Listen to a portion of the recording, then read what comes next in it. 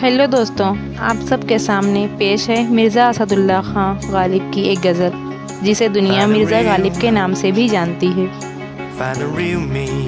ये ना थी हमारी किस्मत कि विसाले यार होता, अगर और जीते रहते यही इंतज़ार होता।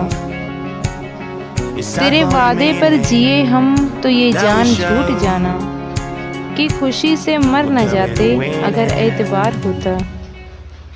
कोई मेरे दिल से पूछे तेरे तीर नीम कश को, ये खलिश कहाँ से होती जो जिगर के पार होता।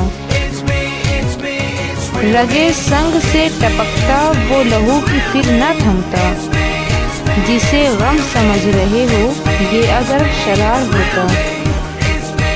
गम अगरचे जहाँ गुस्ल है पे कहाँ बचें कि दिल है, गमे इश्क अगर न होता गमे रोज़गार होता।